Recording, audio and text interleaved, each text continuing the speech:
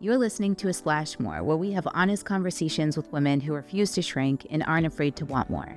So grab your glass. It's time for ASplashMore.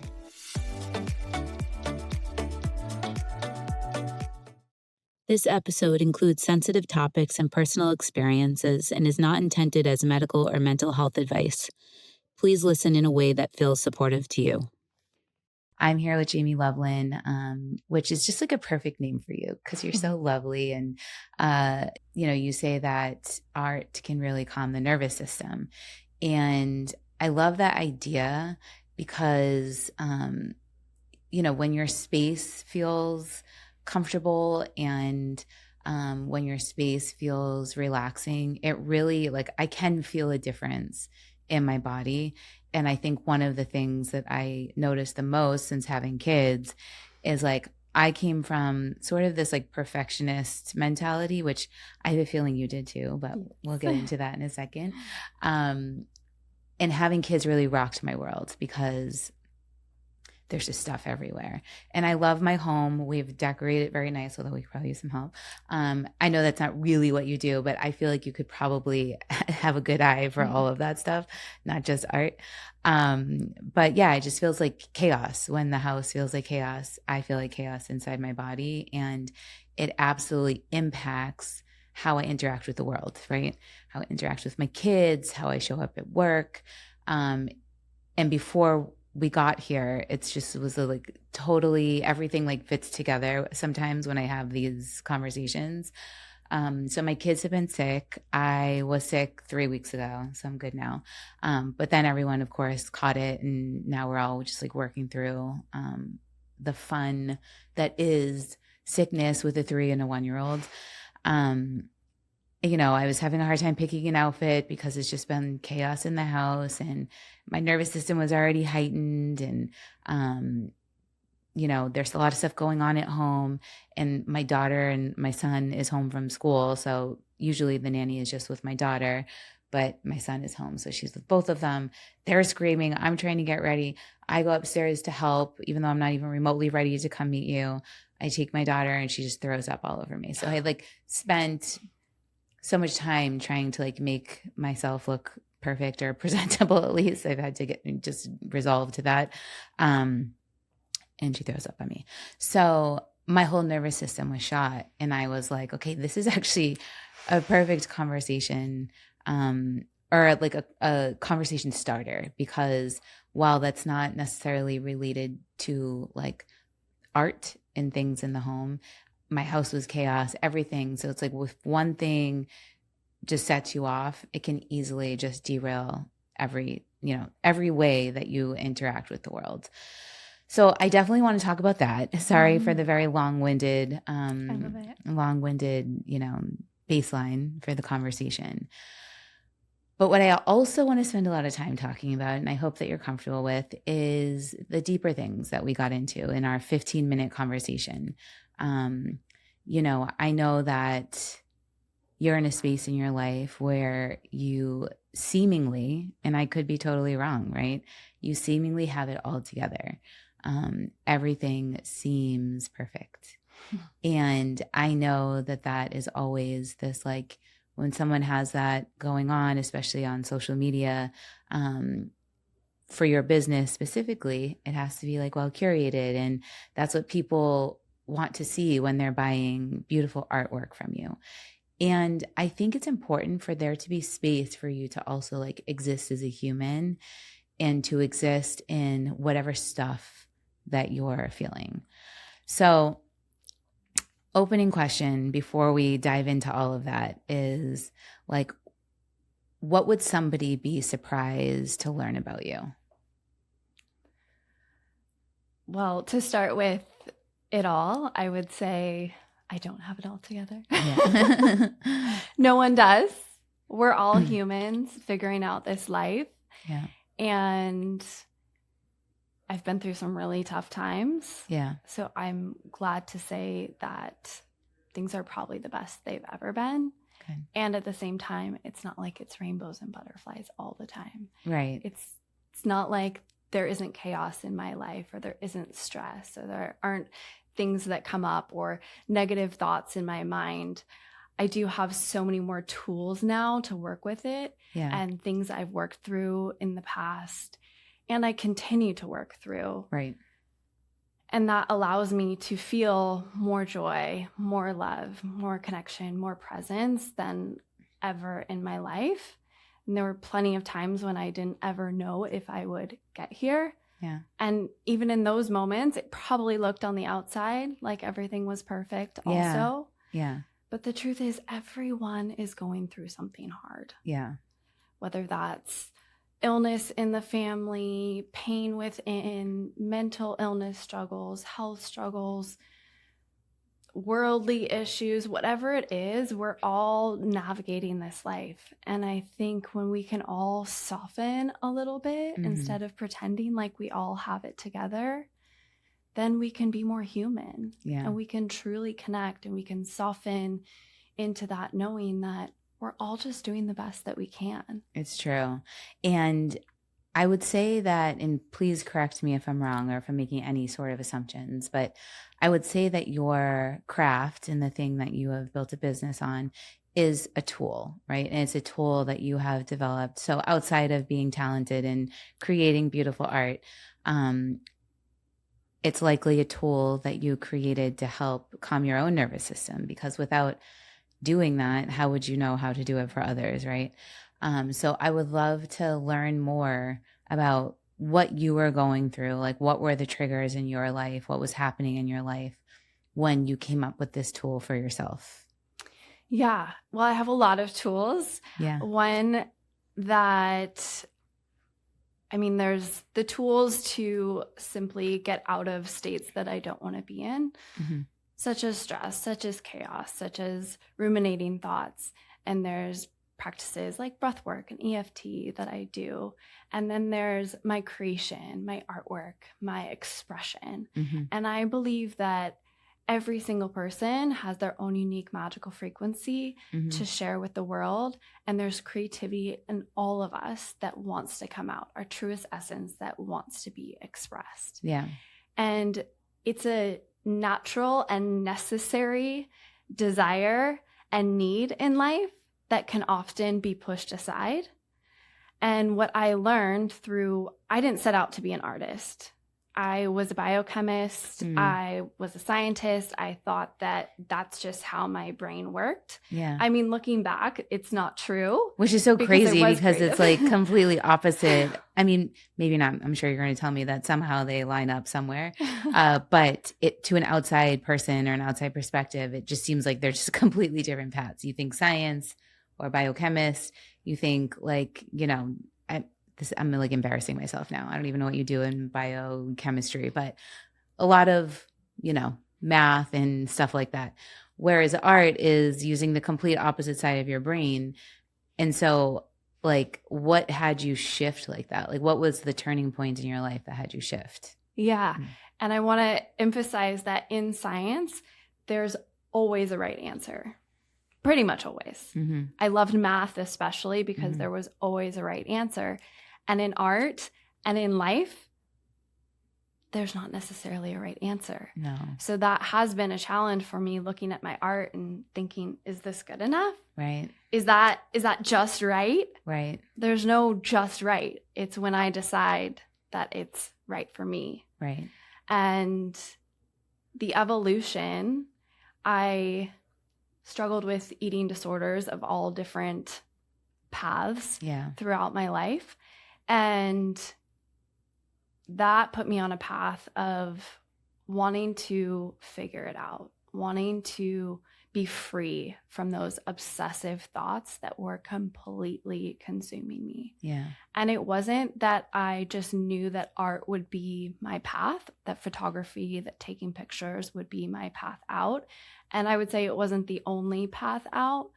But once I realized what was happening, when I started allowing myself to express myself and be still and be present and do something that I truly love, not just what I'm supposed to do and just doing my job and doing the normal things in life. And I always had this desire to just really live life to the fullest. Yeah. I think that's always been in me. I didn't always know how, and especially when I was in those dark places where the thoughts were consuming me and the behaviors that I was acting out and didn't know how to stop.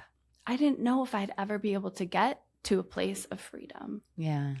And I just finally, I mean, one of the most pivotal years of my life was when I decided to make a new kind of New Year's resolution, and it was to watch 100 sunsets.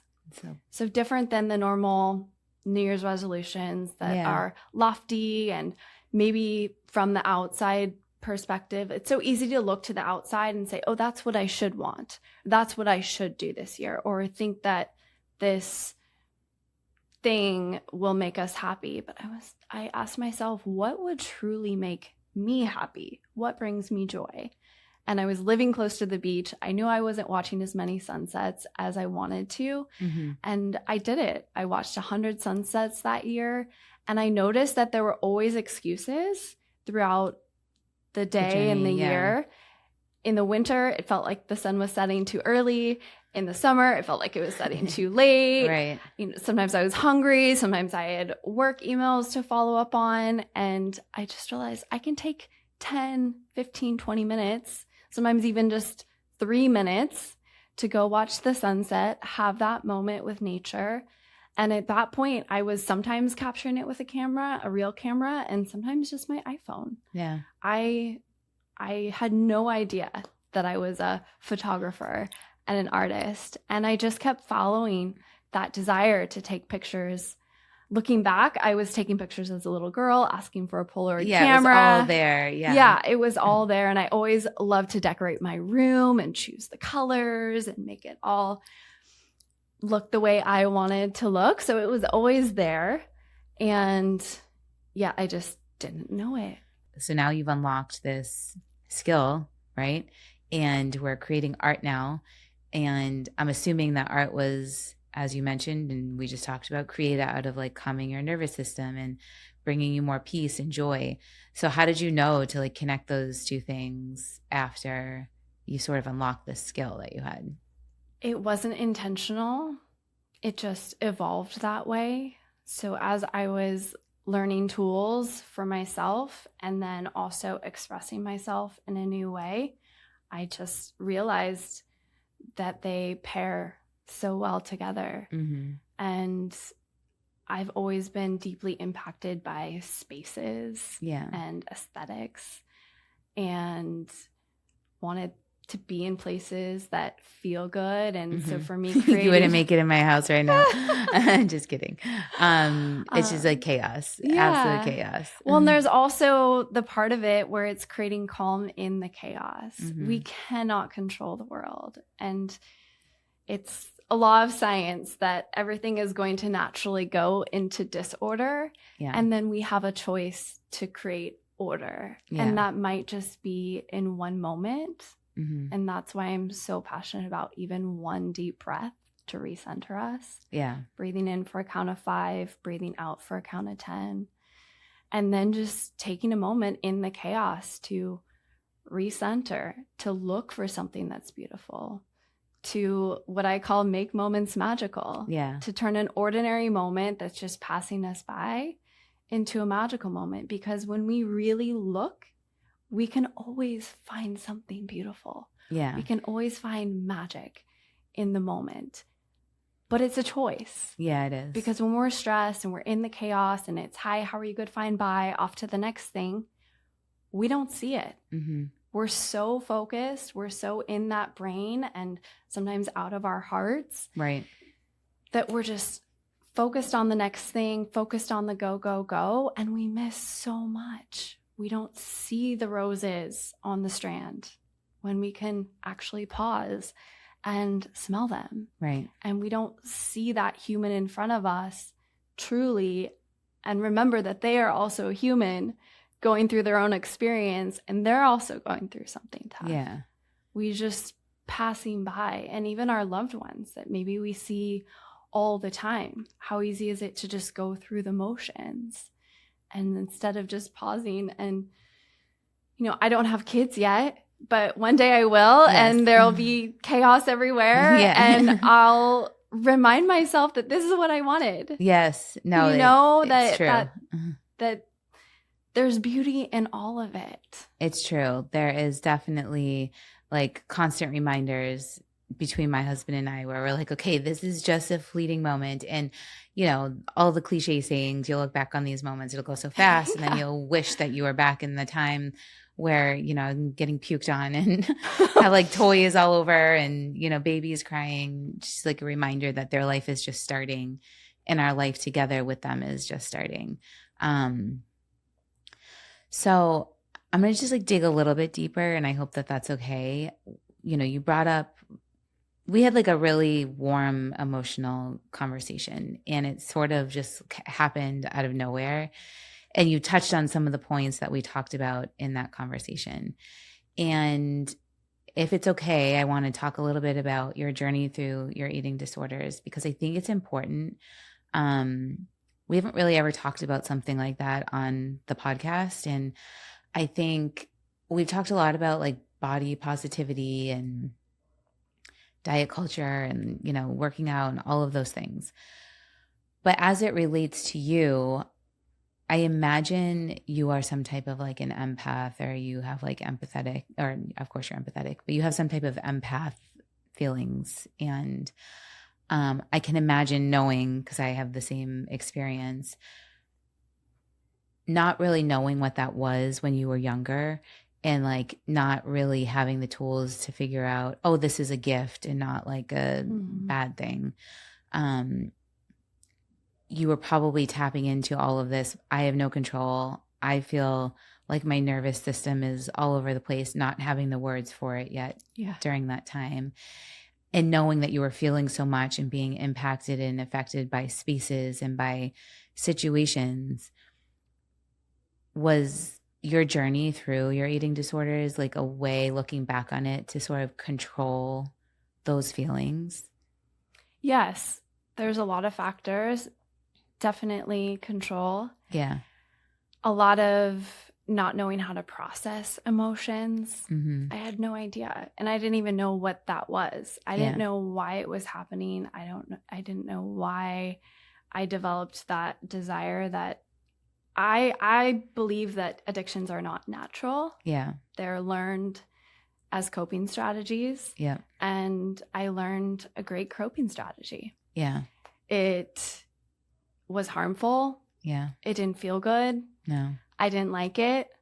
Every day I would promise myself that I would stop doing the behaviors, and I couldn't stop on my own. And it was scary. Yeah. And I was very alone in it, feeling like I'm the only one. I was very young. I was a teenager when it started. It started after I had an injury, a sports injury in volleyball, and I had kind of my life ripped away from me in that moment. And then just started with one diet and then the next behavior, and escalated. Took all different forms. So learning how to process my emotions was really helpful. And then also understanding that, it took me years to feel grateful for it. But it's a barometer for me, because it's not, I feel freedom from it, but it's not gone forever. Right. I don't want to pretend like I'm totally healed and I don't ever have thoughts about it. But now I can use it as a barometer for my alignment. Yeah. Because I know that when I'm in alignment and when I'm loving and being loved, when I'm connecting with others, when I'm nourishing myself well, when I am expressing myself, when I'm in my creativity, I don't have that desire to numb out. Right. But when I veer from that, those thoughts can come up. And that's when I sit myself down and I journal. I use EFT. I use breath work. I feel it. I and I don't judge it anymore. Right. So it's easy to get in a cycle of shame. And that's where it was so hard to get out of it for years. Yeah. Because I would have the thoughts, I would want to do the behavior. I would either do it or not do it. Either way, I was judging myself. Right. Why would I even want to do that? Why would I even do that? What's wrong with me? So that question of what's wrong with me kept coming up. And then it comes back to shame. And then I want to numb that feeling. So it was breaking that cycle and realizing that there's nothing wrong with me. Right. And I do believe that each of us will find a numbing tool in life. For some, and some might not resonate with food necessarily being the thing. But there's alcohol, there's drugs, there's Netflix, there's over scrolling. Yes. So whatever, you can insert that into whatever it is, ruminating thoughts. And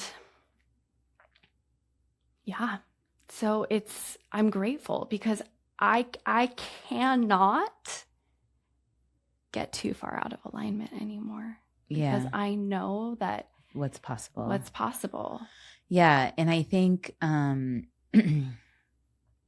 we all, for me, I'm just like listening to you and I'm probably projecting because I'm just like, this is what it's feeling like inside of my body. And I don't mean to assume that this is what the experience is like for you, but that word control just keeps coming up where, there's like so many things. And just to bring it back to what this podcast is about, it's about these like things that we go through as women, whether it's society or our own behaviors that are keeping us small and keeping us away from living our truest, most like powerful life. And I think a lot of it, especially in here, is like rooted in this like lack of control. And I know for me, whenever I've gone through, wouldn't say I've necessarily had like an eating disorder, but I think most girls can probably relate on a lesser level, where, we're always judging ourselves, judging our bodies, but it doesn't necessarily sound like that was like the leading factor in this journey for you. It sounds like, which with other friends that I know have gone through similar journeys, it's always rooted in this like feeling like a lack of control and knowing that they can control this thing. Like they can control what they're eating or what they're not eating, or it just gave them a feeling of like level because they were feeling so unbalanced. And so creating that gave a false perception of balance or control. Is that like an accurate statement, would you say? I would say parts of it are accurate. Yeah. I was trying to control, my body. My parents had gotten divorced just shortly before. Then I couldn't play the sport that I loved. I gained a little bit of weight because I wasn't playing my sports. Then I lost some weight. And interestingly enough, there were some positive comments about how good I was looking once I had lost that weight. Mm-hmm. And so I think it's interesting because a lot of times there's so much talk about, oh, you look great. Yeah.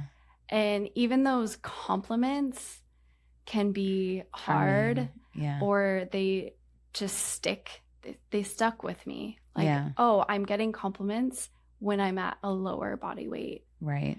And at the time I was binging and purging. Yeah. So it was more of, it's such a great symbol for I was stuffing down and then I was releasing. Yeah. So I didn't know how to cope with my emotions, and I was getting soothed by that. And then I didn't know how to express myself. So I was expressing in a different way. Right. And when things were happening in my family and things were happening with my sports, my outlet, my life, and I didn't know how to handle it, that's what I went to for comfort. Right.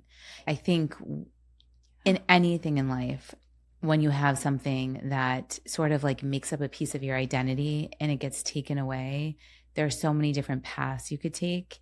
And I just had Angel McCoughtry on. She's a big time WNBA player. And we talked about this too.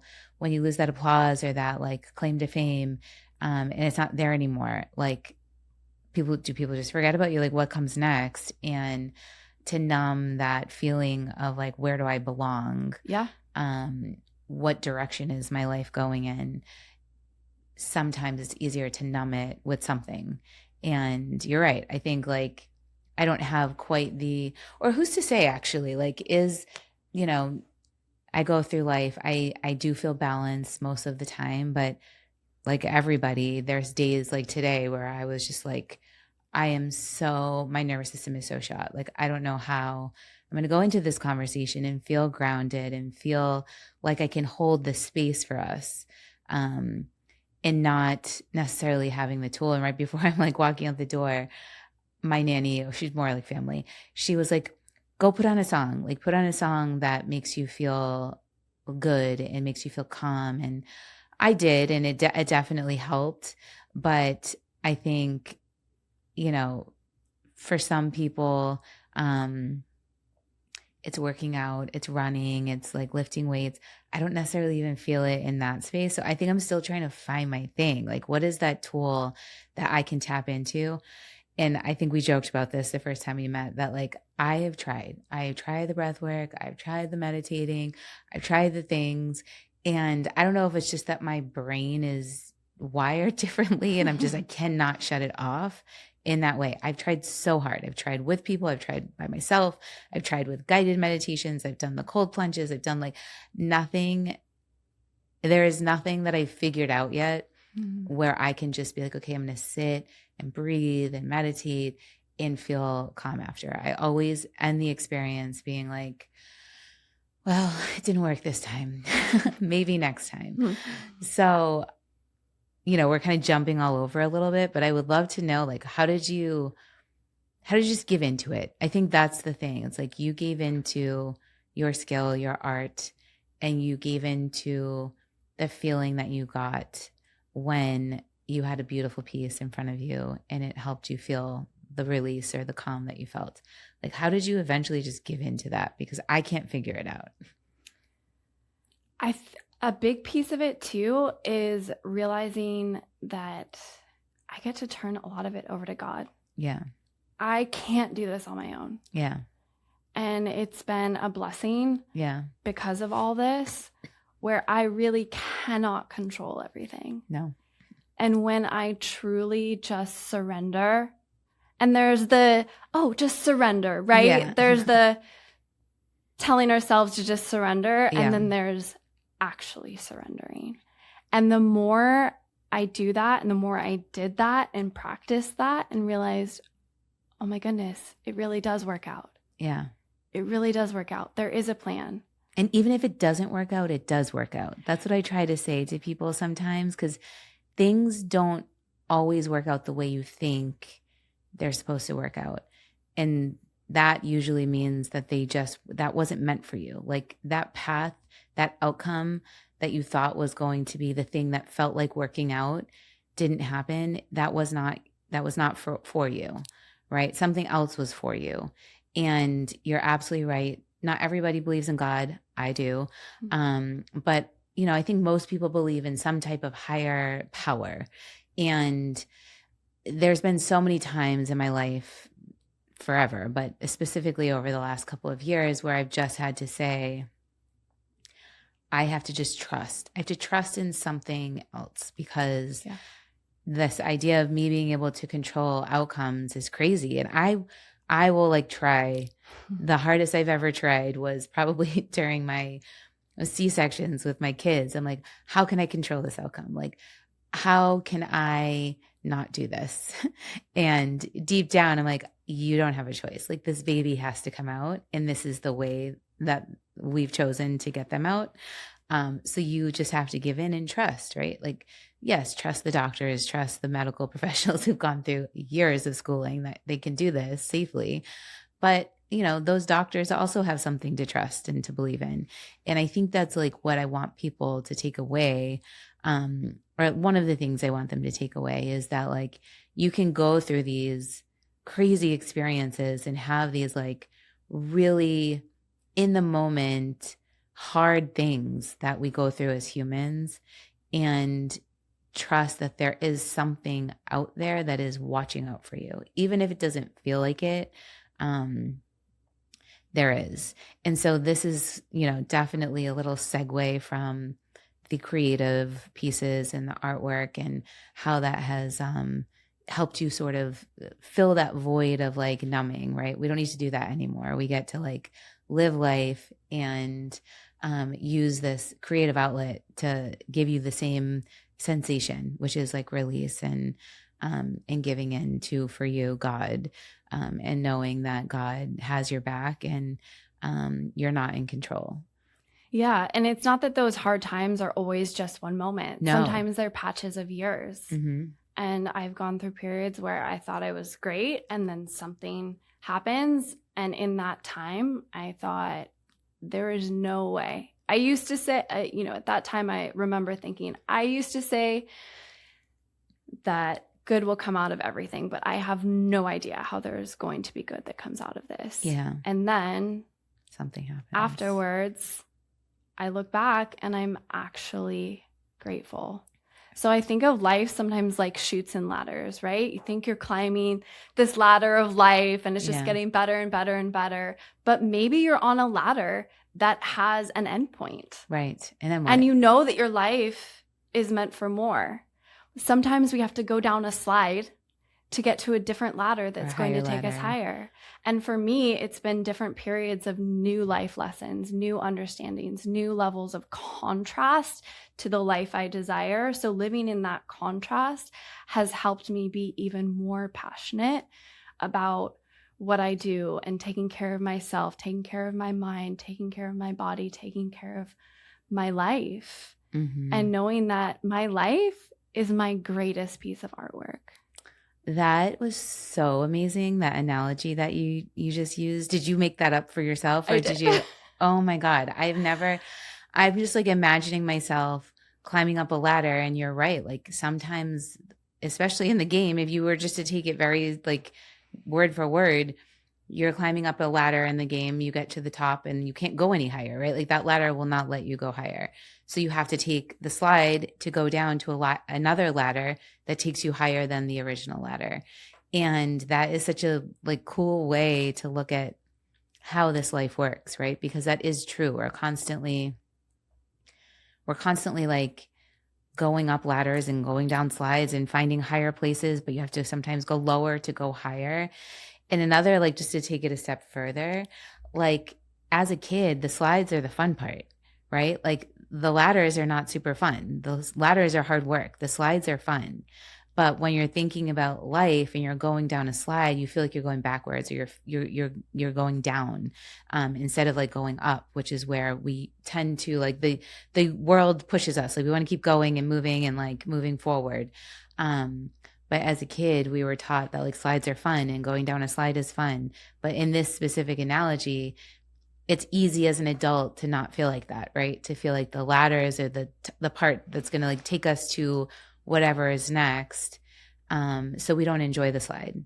Yes. We are like panicked in the slide because the slide is seemingly taking us away or taking us down from the thing that we thought we wanted. Yes, I love that. And going into kids and that childlike nature, I look at kids and they're not comparing their bodies. Mm-mm. They're not comparing their artwork, their creation.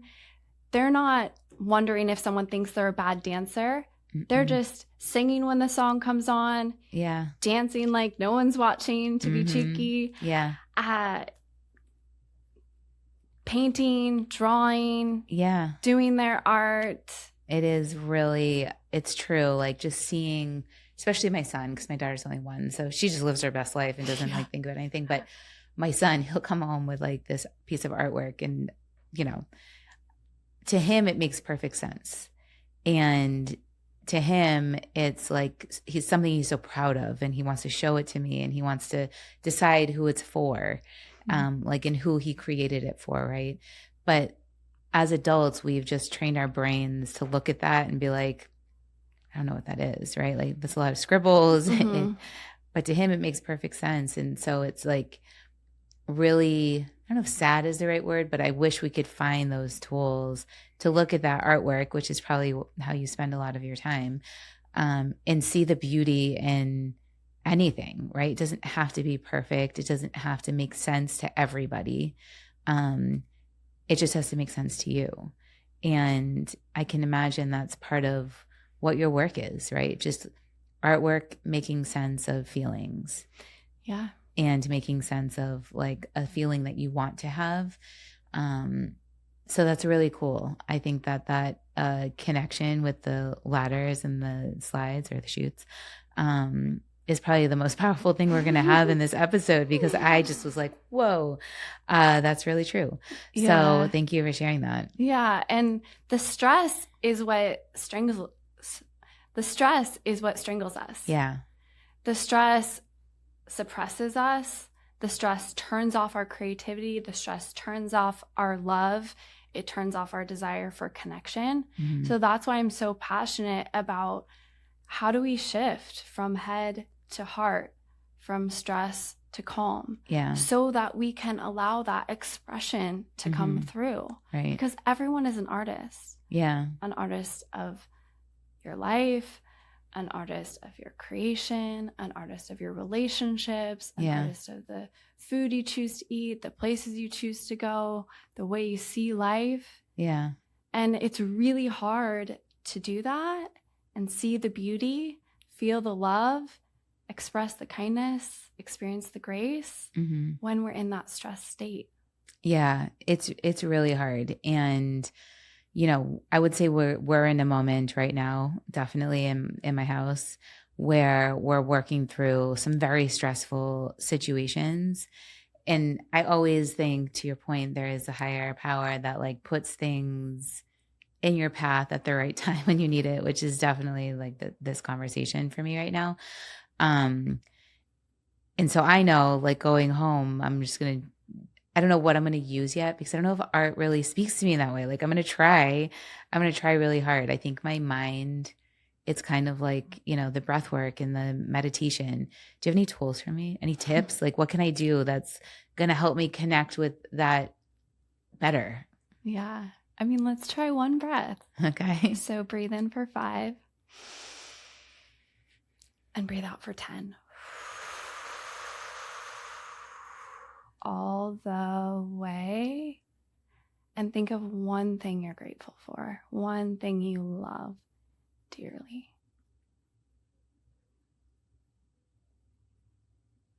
And just notice, do you feel yourself soften at all? Yes, because my health was what came up, because I know that there are so many like people that are suffering through so many things, and it's such a like basic thing to say, but it's true.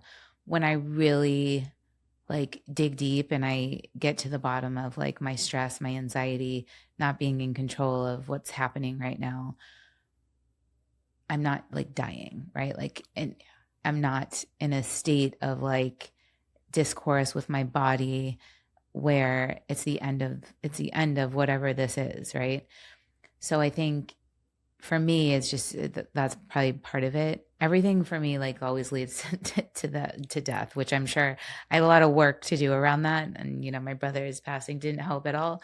Not to make light of it, but it's sometimes I have to. And I think for me, it's always that like end result that like everything is going to lead to like the end of what, right? Like what the stress that we're holding, which I think a lot of people hold.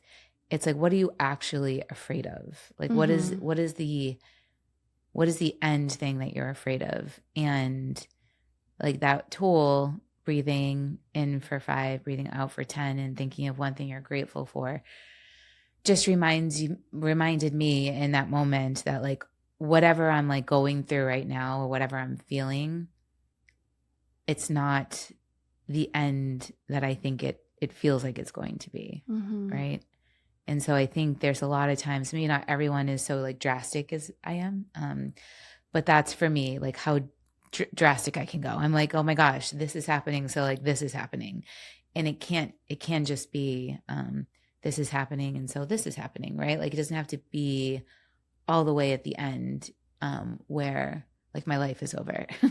Yeah. And I think it's easy to judge all of it, even to judge the thoughts of having those thoughts. But when we can just realize, okay, it's okay to have all the thoughts. Yeah. And not try to push them away or make it wrong or bad. It just softens it. Yeah. And I think that's an important piece of my journey too, is tying it together, is when I was asking myself over and over and over, what's wrong with me? Mm-hmm. I finally realized, oh, the question is actually what's right with me? Yeah. And how wise is my system to know to find a tool. At that time, it wasn't a healthy tool. Right. It wasn't a tool that was in the end helping me, but in that moment, it was helping me. Yeah. So once I started to realize, oh, my body can do this. My essence is for me. Yeah. It's trying to find solutions, and it's so wise that it knew innately how to find a solution, because I didn't just decide one day, oh, I think food will help me numb my feelings. Yeah. And that will end all of my suffering. Right. I mean, it felt like it was creating more suffering. Yeah. And it was. But the way I look at it now is that's all here to help me. Yeah. My body, my essence is on my side. And how can I work with it and continue to ask myself, what do I really need? What do I truly need? And that ties into the New Year's resolution too. What do I truly need? Yeah. What do I truly desire?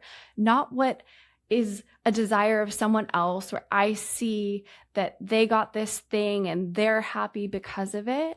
And that's where in this world, it's so easy to look and say, oh, well, yeah, losing 100 pounds, that's going to bring me fulfillment. Right. Or getting that job or doing that creative thing. No, it's turning inward and asking, what do I truly love? How am I expressing my love with the world and to the world? Yeah. How am I interacting and connecting? Because connecting is an important piece of our nourishment. Yeah. There's also the physical nourishment. How am I nourishing myself with food instead of looking at it as a bad thing? Yeah. Like, how can I nourish myself for vitality, for self-expression, for love, so that I can be present in this world and truly see the beauty? I'm never going to be immune from negative thoughts or thoughts that I maybe don't want in my head. It's just honoring that and working with it instead of against it. Yeah, I'm going to really task myself for the next couple of weeks, especially, but beyond that, to, when I'm feeling like my nervous system is just shot or out of alignment, to not do the things that I know are the immediate relief, I don't even know what it is. I'm not on my phone a lot or scrolling, but we do it at bedtime, and I don't like that. It doesn't feel good. Inside, I'm like, we shouldn't be doing this. We should be, doing a puzzle or talking or playing a game or something. The kids are already in bed. But it's just easier to choose that because I know it's an immediate instant gratification or instant perceived calming experience. But when I'm done with it, I'm a hot mess because I'm this does not feel good. I'm worried about X, Y, and Z now. What's going to happen to Amanda Batula and West Summer House? I don't know if you know anything about that, but I'm why am I stressing about these people that I don't even know or care about? It's just when it could be reading a book or talking to my husband about our trips coming this summer. We have a great relationship, but it's just easy to go down that path. Yeah. So I love that you've created a whole business off of this idea, right? Obviously you do breath work for yourself. And I'm sure part of your art is for yourself too, but you've been able to, I guess, market artwork in a different way. And I'm sure there are others out there that do the same thing. I've just never met somebody or come across anybody. But marketing your artwork as like peace and calm. And you're not just, choosing a picture or choosing something creative to put in your home. You're choosing something that every single time you walk in the door, you look at it and you are like, okay, like I can get through dinner time. I can get through bath time. I can get through, this last call or meeting or emails that I have to do. So I love that. Well, thank you so much for being here. I really appreciate it. I respect you so much. I think the tools that you have created in your life and, so much of us, we've talked about it, but so many people go through life feeling controlled by their unruly nervous system, right? Like so much chaos around us and things that we can't control, like what's happening in the world, or when we meet our person, or the things my kids throwing up on me when I need to get out the door,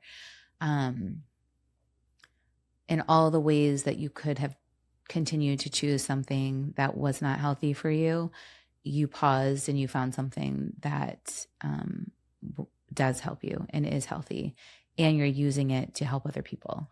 And that's the most important part. So thank you for doing that. And I just am, I think you're so good. Like, I think you have like if I knew anything about like colors and what color, you have like this like angelic like vibe around you. And I feel calmer when I'm with you. So I hope that's a compliment. And we should all get to experience someone who makes us feel like that. Oh, thank you so much. You're such a light in this world. Thank you.